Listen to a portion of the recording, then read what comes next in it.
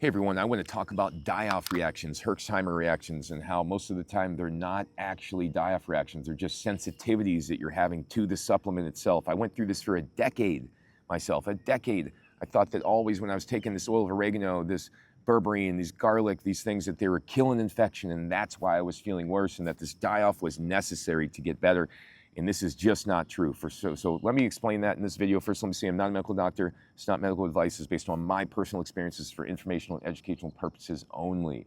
Okay, so to understand this concept of how this die-off reaction is actually bad for you, you have to understand the mast cells. The mast cells are the immune cell that's responsible for secreting all the inflammatory molecules that generate your symptoms. So when you have a symptom flare, you have aggravated your mast cells in some manner, So the reality is when you take something like garlic or berberine, or you take something like oil of oregano, these things can aggravate the mast cells if you take them too long, too consistently for 3-5 days in a row. The one that I'm the least concerned about is the berberine, because it actually calms down the mast cells. But the oil of oregano, the garlic, these other things, they have a negative effect on the mast cells. They trigger them. They cause them to have inflammation. So when you take this thing, you say, oh man, it must be the die-off reaction. I feel brain fog. I feel muscle aches. I feel these things. I feel itchiness on the skin. It's not the die-off reaction, okay? It's not the die-off reaction. It's, in fact, it is your immune system being aggravated. Now, even if you killed some of the infection, it released some toxins, and then that aggravated your mast cells. The reality is it's still too much if it's aggravating your immune system, because to heal, you have to heal your immune system. It's not simply about getting rid of the infection. That's an old, antiquated, traditional way of looking at chronic illness or infections.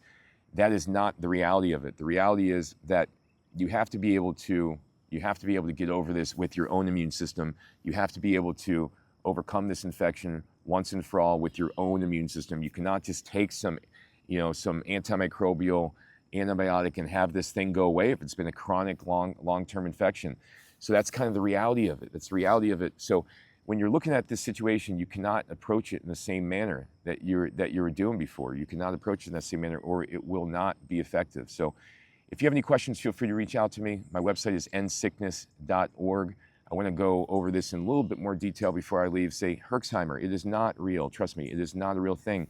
If you have a minor detox response to something, a little bit of a worsening symptom, that's okay. But if you're flaring up from something you're taking, trying to kill this infection, it is not the right decision, especially if you're taking something that's got 12 different ingredients in it.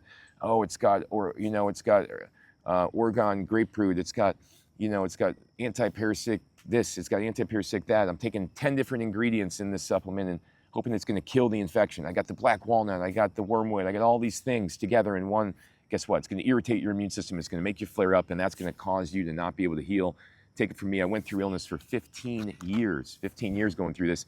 10 of these years, I chased the infection with these antimicrobials, and it didn't work.